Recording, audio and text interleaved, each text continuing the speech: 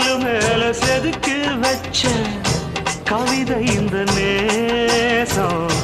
இப்பிறப்பும் எப்பிறப்பும் தொடரும் இந்த பாசம்.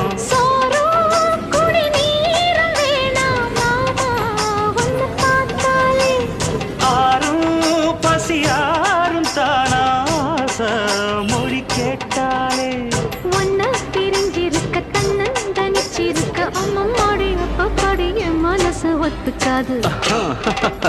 செந்தூர பாண்டிக்கு ஒரு சோடி கிளி கூ